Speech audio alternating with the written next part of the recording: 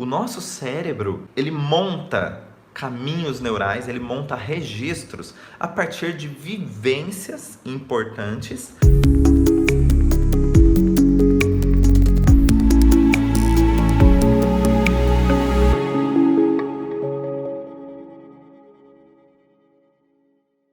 Ou de uma situação impactante e inesperada.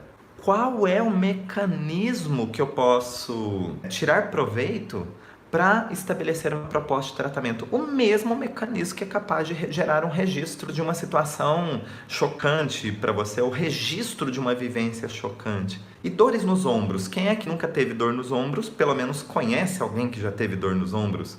E são das mais variadas intensidades ou origens. Olha só, eu posso ter uma pessoa com sintoma de dor nos ombros e ela é uma bancária, ou ela é um advogado, né? E eu posso ter um atleta de final de semana que tem dor no ombro. Qual a diferença de um para o outro e qual a semelhança que traz esse sintoma ser comum entre todos? É isso que eu quero responder para vocês aqui. Nós podemos estabelecer uma proposta de tratamento muito mais assertiva, muito mais eficaz. Essa proposta de tratamento não é que ela seja dona da verdade, mas que ela traz resultados mais eficazes, sim.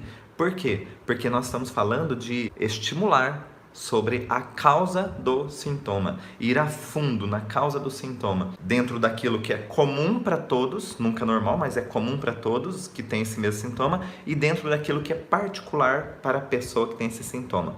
Nós temos que lembrar que cada pessoa é única no universo, por isso que ela possui uma percepção, que essa percepção ela é moldada a partir de sua história, a partir dos seus conceitos. E a sua história não é só o que ela lembra aqui e conta, a história do que está registrado aqui dentro dela. Por que eu estou falando isso? Porque às vezes você teve uma gestação difícil, você enquanto feto ou embrião teve uma gestação difícil, e isso você certamente não vai se lembrar. Mas o que acontece? Existe um registro aí nas suas células que conta uma história inconsciente para você. Isso quer dizer que você pode interagir ou reagir com situações que se assemelham àquele período gestacional que você vivenciou como um processo, às vezes, pontualmente dramático, ok? Isso tem registro. E, dependendo dessa característica de registro, você terá reações biológicas, comportamentais aí para lidar com essa situação. Tem um cientista que eu gosto de citar sempre aqui, porque as obras dele são incríveis, é o Bruce Lipton. Bruce Lipton, né, escreveu a Biologia da Crença, dentre vários outros. Biologia da Crença é o livro de entrada para quem deseja conhecer um pouco mais do mundo quântico, da biologia, da genética, porque ele é um cientista que formação de base dele é biólogo. E ele, enfim, tem propriedade para falar isso tudo. E nós pegamos carona nos estudos dele para que nós pudéssemos avançar nos nossos estudos. Bruce Lipton é um grande precursor de algumas vertentes dentro da biologia e nós somos eternamente gratos por ele abrir portas da percepção. Então vamos lá. O que é que tem em comum para todas as pessoas que têm dor no ombro, né? Então, primeira coisa, dor no ombro. Dor no ombro é algo ainda generalizado, porque no meu ombro eu tenho músculos, eu tenho articulações, eu tenho tendões, eu tenho cápsula, eu tenho ligamentos, eu tenho fáscias, eu tenho pele, eu tenho conjunto de estruturas gigantesco que estão localizadas na região do ombro, que é comum para todas as pessoas. A função do ombro. Não importa quantas estruturas eu tenho localizada aqui para formar esse conjunto nesse momento. O que importa para iniciar uma investigação é qual é a função do ombro. Isso é comum para todas as pessoas. A função do ombro é localizar ou movimentar o membro superior dentro de um espaço pré-determinado. A articulação do ombro é uma articulação incrível, assim como a do quadril. Ele faz uma expressão de movimentos que é quase infinita. Ele gira para tudo quanto é lado, lógico. Aí eu preciso de movimentação de músculos, tendões, a própria articulação facilita isso, esse movimentar muito amplo. Eu lembrava das aulas de cinesiologia, que a articulação do ombro era uma das mais exigentes para você aprender a fisioterapia. Mas hoje, o que nós precisamos saber aqui? A função do ombro é movimentar o membro superior como um todo no espaço.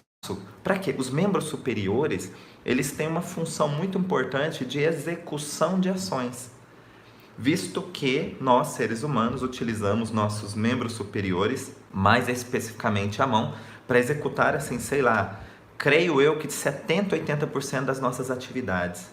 Porque os membros inferiores são para locomoção, os membros superiores são para execução de atitudes, na grande maioria delas do nosso dia a dia. Eu preciso, se é um segmento do corpo, meu membro superior, que precisa executar muitos movimentos, 70%, 80% das minhas necessidades estão localizadas no ato de realizar com o membro superior, então eu preciso que ele tenha uma grande amplitude de movimento para ele ter um conjunto organizado para a execução desses movimentos, senão eu vou me tornar um desastrado, um descoordenado. Então temos aqui a função do ombro, localizar ou movimentar o membro superior no espaço, para que eu possa realizar ações, para que eu tenha atitudes. Isso tudo real, simbólico, imaginário ou virtual, porque às vezes eu nem estou fazendo movimento, mas simbolicamente eu quero realizar uma ação.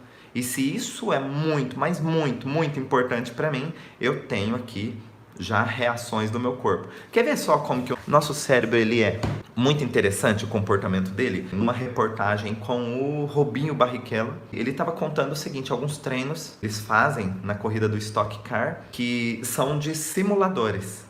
Os simuladores, eles têm o gráfico da pista, né? A pista filmada. Então ele entra numa sala com telas tanto nas laterais, do lado direito e do lado esquerdo, e na frente telas grandes. Então a impressão que ele tem é que ele está na pista, porque realmente ele está dentro do carro, isso é verdade. Só que ele não vai para a pista, ele liga o motor e as rodas elas vão girar sem tocar o solo.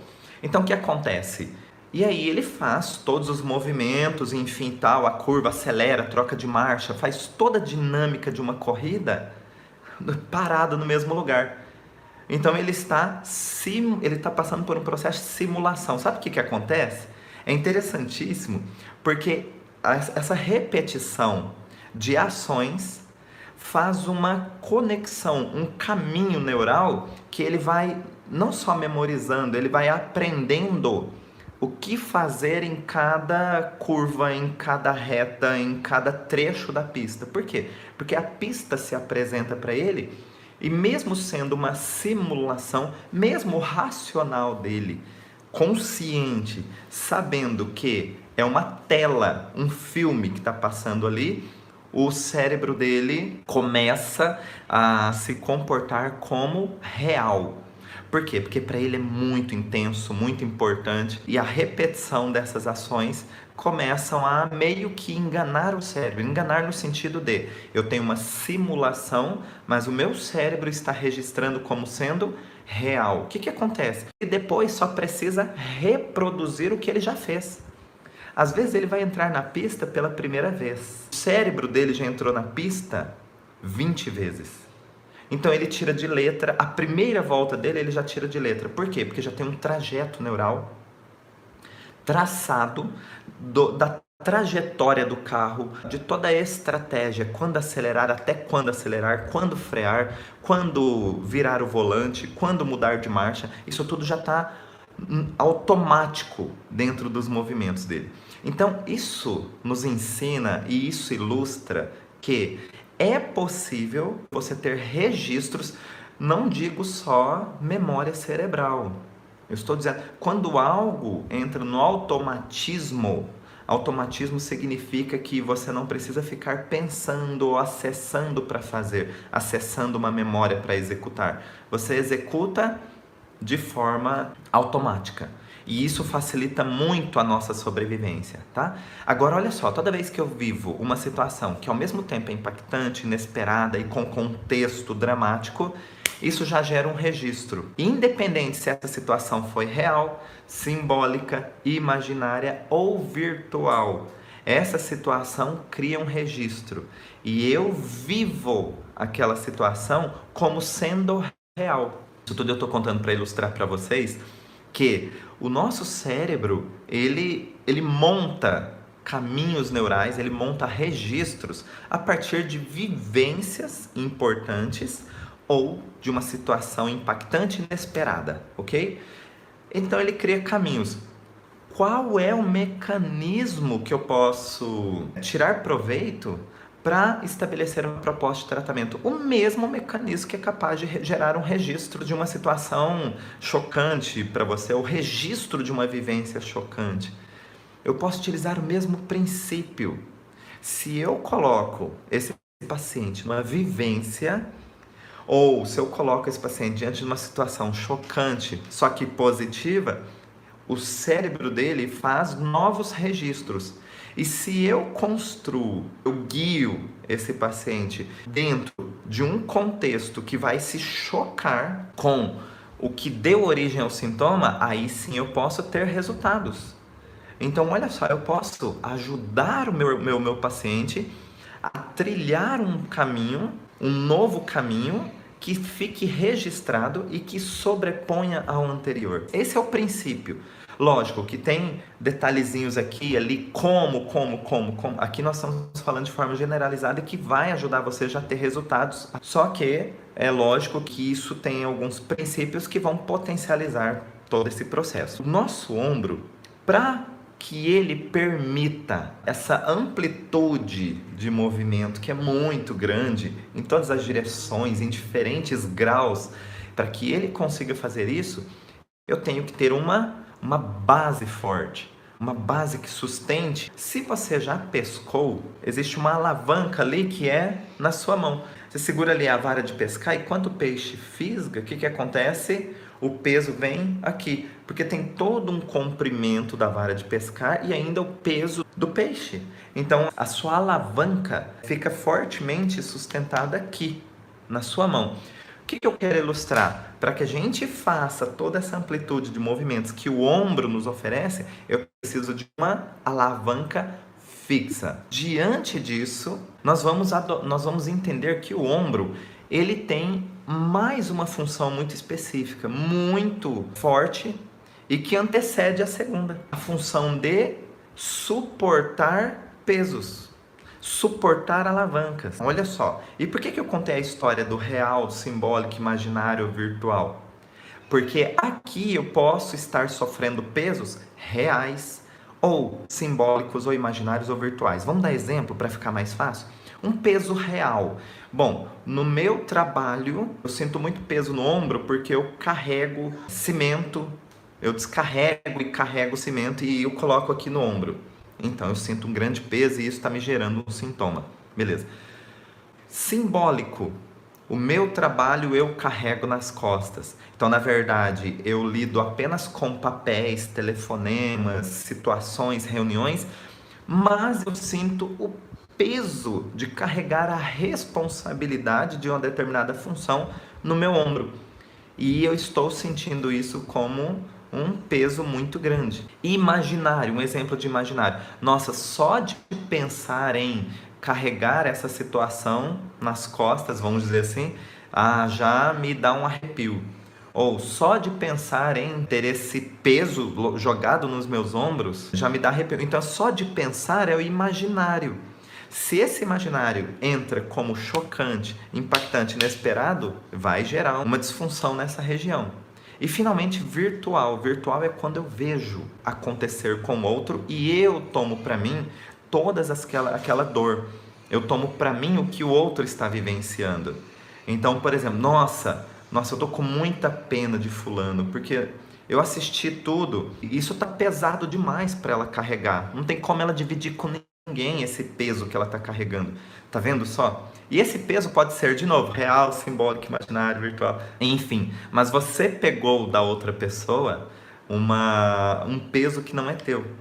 E o peso que estava no ombro, ok? Então nós temos aqui exemplos de todos os níveis, mas todos esses exemplos, se eles participam de uma situação chocante, vivencial, o nosso cérebro já registra como sendo real, não importa a origem, ele registra como sendo real, e isso vai ter que ter uma reação. Olha que interessante. O nosso organismo, toda vez que ele está diante de situações que são muito intensas, que geram comportamentos, ele vai ter que reagir com isso. Queira sim, queira não. Diante de uma situação dessa mesmo, olha só. Eu carrego o meu trabalho nas costas. Por quê? Porque quando eu saio de férias, aquilo vira um caos.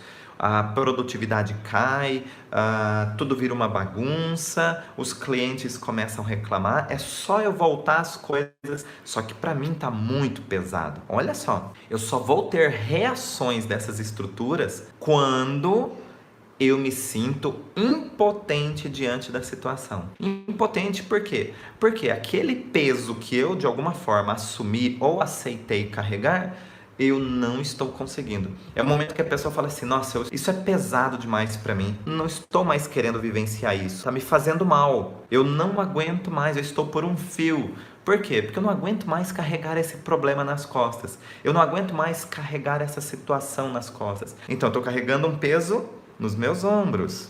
Então, vamos construindo aqui a subida da montanha.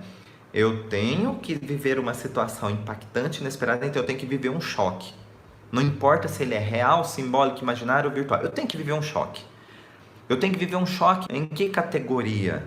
Eu tenho que viver um choque onde o peso de alguma coisa recaiu sobre meus ombros. E qual é o problema disso? O problema é que eu não consigo mais carregar esse peso. Porque eu me sinto extremamente impotente. Porque é diferente.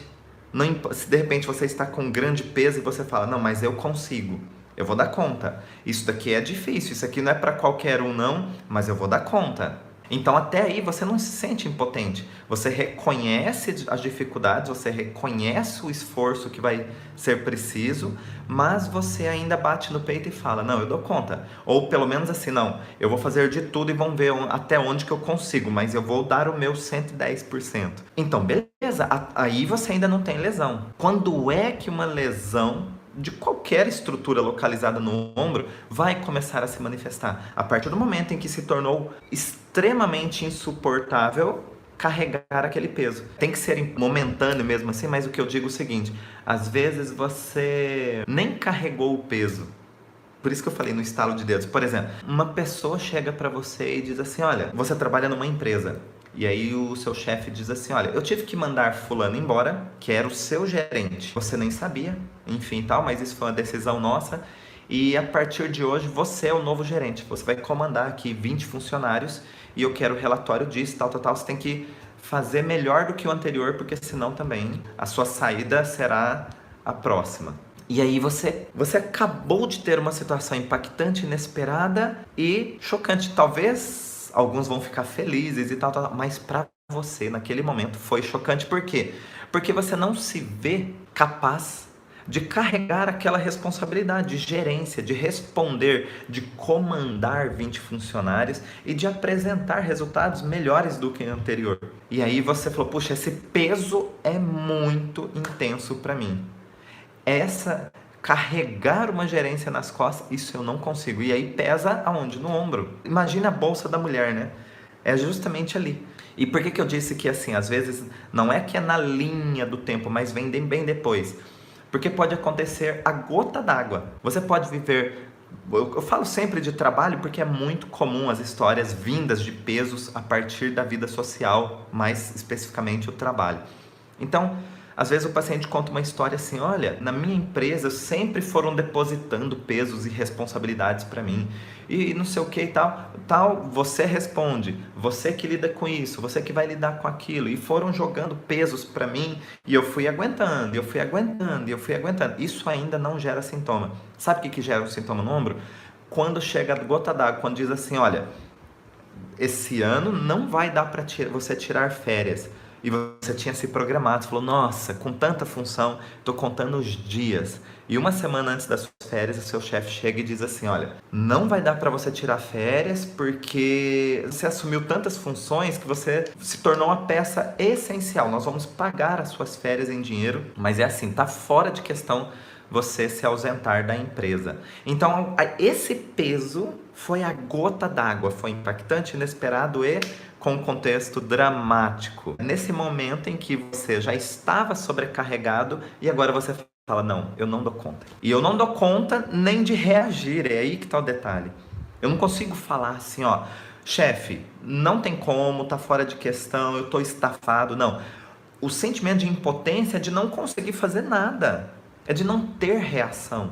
Aí o que acontece? O teu organismo é quem vai ter que reagir. O seu organismo biológico, né? Já dizia Bruce Lipton no livro dele, A Biologia da Crença, que a nossa percepção comanda a nossa biologia. E nesse momento é a percepção quem está dizendo intensamente se é algo muito pesado, insuportável, impossível de carregar, ou se é algo mais ou menos.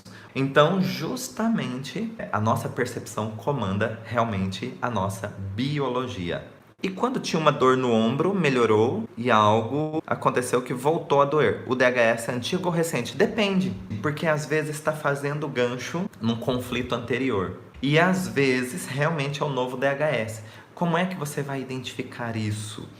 Você precisa colher essa história do quando voltou a doer, se essa história casa-se com a história do que foi a primeira vez que doeu. Se é uma história que meio que se repete, é porque não estava muito bem resolvido. E aí ele faz uma releitura e você tem o sintoma novamente. Agora, se é um novo contexto, por exemplo, lá na primeira vez que você teve o sintoma, era algo relacionado à família. E aí você foi resolvendo isso e foi realmente tendo um reflexo positivo lá no seu ombro. Agora, essa segunda situação, você identifica que é algo pesado para você carregar, mas no trabalho.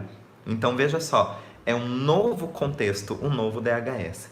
Então é muito importante a gente verificar se os personagens e os cenários são os mesmos ou se são outros. O que eu preciso ter de pano de fundo? Eu preciso ter o sentimento de impotência em carregar algo. Agora, se são os mesmos personagens, é só uma releitura. Se são personagens diferentes, cenários diferentes, aí um novo conflito. Aí eu vou cuidar desse novo conflito. Todo mundo que tiver dor no ombro, nós já vamos saber o seguinte. Qualquer sintoma no ombro, nós já vamos saber o seguinte. Olha, isso está relacionado a um forte sentimento de impotência ou desvalorização relacionado ao ato de carregar um peso. Ponto.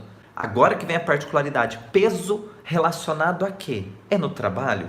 É na família? Tem alguma coisa aí na tua história que é muito forte e é relacionada à impotência em carregar um peso. Esse peso, ele é uma informação. E como eu disse para vocês, vamos relembrar, porque pode ser real, simbólico, imaginário ou virtual. Esse peso é de que origem? É interessante a gente saber isso. Porém, nós sabemos que o seu cérebro já registrou como sendo real. Por que ele registra isso? Porque aquilo foi tão chocante para você que ele não quer correr o risco de vivenciar aquilo novamente. Então ele registra exatamente todos os elementos que compõem esse trecho de história, da sua história, que foi altamente desagradável. Ou até, de alguma maneira, representa um perigo à sua sobrevivência. Nossa, forte assim? Sim, porque nossos instintos eles só vão apresentar reações quando nossa sobrevivência, de alguma maneira, ela está sendo ameaçada. Então aí o instinto ele brota, ele emerge. E aí a gente não faz o que nós aprendemos, nós fazemos o que é preciso. Mas quando estamos paralisados, o nosso corpo começa a tomar atitudes por nós mesmos. E é assim que a nossa percepção começa a comandar a nossa biologia. Nós temos aqui então um contexto de construção de sintomas. Quais são as particularidades nas histórias dos meus pacientes que vão direcionar mais ainda esses sintomas? Bom, Eu posso ter no meu ombro uma tendinite, eu posso ter uma capsulite, eu posso ter uma miosite. Porque olha só, a gente tem mania de pensar assim, não, mas ele fez um movimento extremo, fez um movimento que exigiu demais a articulação e por isso houve um rompimento de tendão. Olha, tendão é uma estrutura muito forte.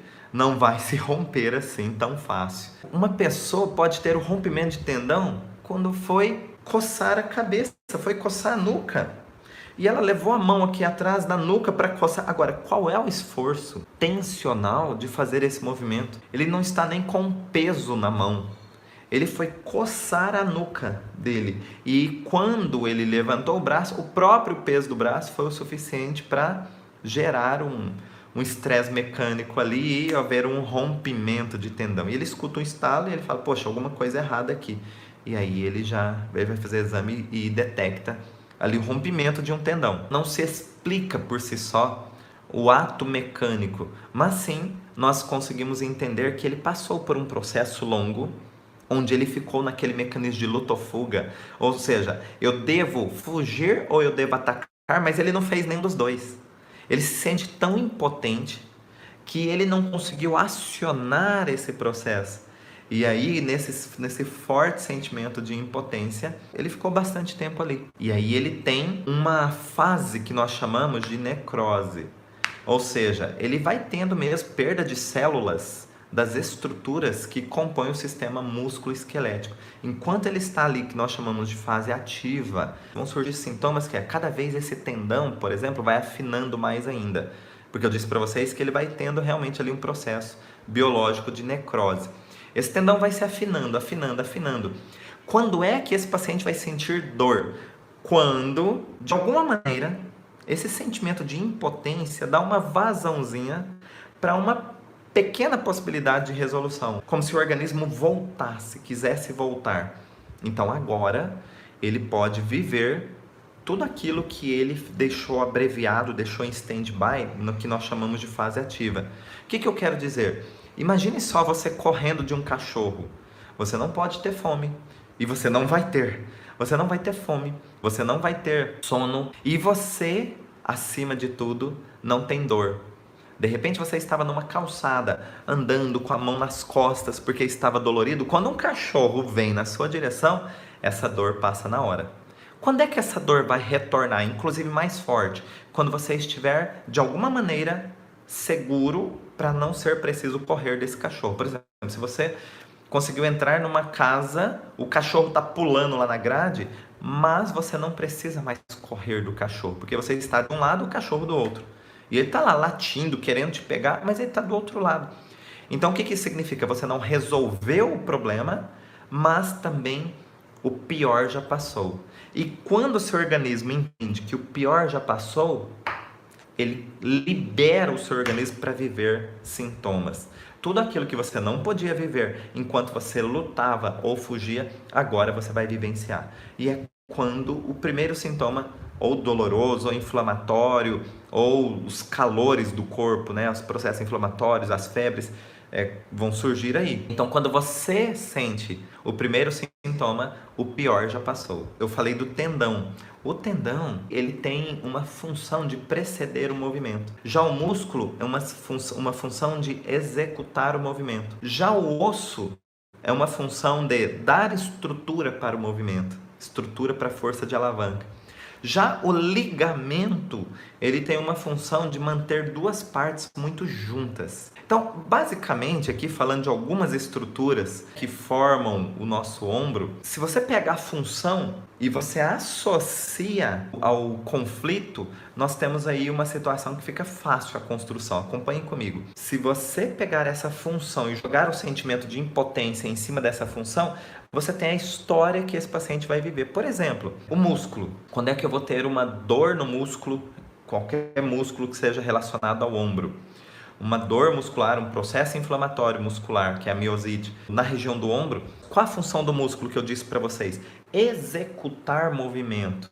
Se é executar movimento, então eu sinto um forte sentimento de impotência ou desvalorização em executar o movimento para carregar um peso muito forte. E assim por diante. nós vamos já conseguindo entender o que vem na história do paciente. É lógico que aí ele vai nos contar. Tem algum lugar que isso tudo está acontecendo, mas nós já sabemos o enredo. É como se você fosse escrever uma história, uma peça de teatro, um filme, e você tem uma ideia na cabeça já do que vai acontecer. Você ainda não sabe das falas, mas você tem ali o enredo geral, de onde vem para onde vai. Importa sim se o ombro é direito ou esquerdo. Por quê? Porque essa informação, se a dor ou se o sintoma está localizado no ombro direito ou esquerdo, isso conta bastante da percepção desse paciente. Tá? É uma informação assim rica, muito rica, para que a gente já entenda a origem desse sintoma. Então, o que eu faço para me livrar ou dar estímulos de correção para um ombro que tem algum sintoma lá? Tem uma bursite, tem uma miosite, ou uma dor apenas, ou uma limitação de movimento. O que eu preciso fazer? Eu preciso dar a essa pessoa 3 informações. Isso eu estou falando dos estímulos verbais. Lógico que a gente tem muito mais ferramentas, mas eu vou focar aqui nos estímulos verbais. Primeira coisa, eu preciso identificar quando é que esse evento, esse choque aconteceu. Como é que eu faço isso? Nós perguntamos para a pessoa o seguinte: quando é que surgiram os primeiros sintomas? Quando é que você teve o primeiro sintoma? E aí a pessoa vai falar: isso daqui tem uns 6 meses. Isso daqui tem uns 2 anos. Tá. O que é que aconteceu de chocante um pouco mais de 6 meses atrás? Ou o que é que de chocante aconteceu na sua história, impactante, inesperado e dramático, pouco tempo antes de 2 anos, se é o caso? Então você pega essa data cronológica e você sabe que pouco tempo antes tem ali um choque. Tem um choque que ficou registrado e que está reagindo, provocando reações na região do ombro. Por quê? Gerou um sentimento de impotência ou desvalorização no ato de carregar algo. E de tudo aquilo que nós já explicamos. Então, olha só. Eu localizo a história do meu paciente. Ótimo. Nessa história do paciente, então, na hora de aplicar os estímulos, eu vou dizer para ele, eu vou relembrar ele, de preferência ouvido direito, mãozinha em concha, e eu vou dizer assim para o meu paciente. Vamos pegar o paciente lá, há 6 meses atrás iniciou um sintoma. Há 6 meses atrás você viveu uma situação chocante na sua história, que foi, e conta para ele. Em seguida você fala o seguinte: mas isso aconteceu lá no passado e hoje, aqui no tempo presente, pronto. Por que nós fazemos essa transição de localização temporal? Porque essa pessoa, pelo registro que foi feito no organismo dela, ela vive aquele momento como ele sendo pertencente ao presente. Ele fica registrado com um ponteiro ali que indica tempo, mas como a gente não virou a página, ele fica preso lá atrás. Então eu tenho que trazer essa pessoa para o tempo presente. Hoje, no tempo presente, a sua vida está acontecendo agora, então traz ela para o momento de agora. Por quê? Porque todos os dias nós evoluímos um pouquinho. No mínimo uma poeira que baixa. Dia a dia nós temos uma nova versão de nós. Geralmente melhor. Mas o importante é o seguinte: eu já não sou o mesmo da data daquele conflito. Não importa se o conflito foi algumas horas atrás ou se o conflito foi há 50 anos atrás. O importante é o seguinte: eu não sou mais o mesmo do meu passado, mesmo que recente. E aí eu vou dizer o seguinte: eu tenho que dar uma verbalização, oferecer uma verbalização que venha para chocar com a informação anterior. Qual é a informação anterior? Que ele está com um forte sentimento de impotência ou desvalorização relacionado ao ato de carregar um peso. E aí a particularidade, na família, no emprego, o que eu verbalizo? Eu verbalizo para essa pessoa que, a partir de agora, ele já é capaz de... E por que eu estou utilizando a palavra capaz? Porque eu quero oferecer frases, expressões, palavras que sejam o contrário do que ele está vivendo dentro do registro dele. Ele vive um sentimento de impotência. Então eu tenho que dar expressões que gerem sentimentos de potência, que gerem sentimentos, ações, emoções, todas voltadas para potência. Você já é capaz de tomar atitudes para resolver esse peso na sua história. Ou, a partir de agora, você, aqui no tempo presente, tem novas oportunidades de tomar novas atitudes para resolver esse peso que você está carregando. Você já é capaz, você já consegue, você já enxerga o seu potencial de ação para resolver esse peso que até agora você está carregando, mas que hoje é possível deixar de carregar de alguma maneira. Então, olha só, é um conselho? De jeito nenhum. Nós não damos conselhos, nós damos uma informação direcionada que vai ser coerente, sensata para não somente o consciente dessa pessoa, mas para todos os níveis que ela tenha percepção. Subconsciente, inconsciente, várias ciências dão nomes, às vezes até diferentes aqui, mas todos os níveis de registros de informações vão ter esse acesso. Por quê? Porque faz sentido para a pessoa. O conselho, ele tem que meio que dar sorte para fazer sentido. Aqui não. Nós estamos elaborando uma verbalização personalizada com estímulos verbais que vão fazer sentido para a história daquele paciente, vão fazer sentido para o momento chocante que ele registrou e que agora o organismo está reagindo. É a partir daí que nós construímos uma verbalização com correção biológica positiva. Lógico que não é só isso, mas esse tipo de informação que eu estou repassando aqui para vocês, vocês já vão conseguir ter muitos resultados. Então, experimentem utilizar toda essa simplificação de um estímulo verbal no seu próximo paciente que aparecer com alguma queixa de ombro. Façam essa experiência, vocês vão se surpreender com os resultados. Quando é que aparecem os resultados? Esses resultados podem aparecer em 24 horas, começar a aparecer em 24 horas, ou no decorrer de 1, 2, 3 semanas. Nós sempre reavaliamos após 30 dias, a partir de 30 dias. Por quê? Porque 30 dias nós fechamos um ciclo que é reconhecido pelo corpo humano. Mas nós fechamos esse ciclo e diante disso, nós temos a possibilidade de observar esse organismo, o quanto ele conseguiu avançar. Agora, não é previsível isso. Por quê? Porque o paciente, quando ele sai da sessão, ele precisa tomar atitudes. Ele não pode ficar passivo na sessão. Os resultados não são méritos exclusivos do terapeuta. Os resultados são méritos em conjunto com o terapeuta. Boa parte dos resultados vão ter mérito do paciente, porque você coloca ele, você convida ele a participar da própria história. Você fortalece ele quando ele tem a capacidade de ter ações para sair, para resolver um conflito que ficou registrado, um conflito que ele carrega. Você empodera ele quando ele consegue fazer isso. E é isso que é o mais gostoso desse tipo de intervenção. Quando você mostra a causa, quando aquilo faz sentido para o paciente e quando ele consegue evoluir sobre a própria história. É assim que um paciente vai realmente dar nomes a um processo de resolução. Dar nomes o quê? Às vezes ele vai falar cura. Não sou eu quem vou dizer que ele está curado. É ele quem dá nome ao próprio resultado. Qual nome você daria a um processo realmente finalizado?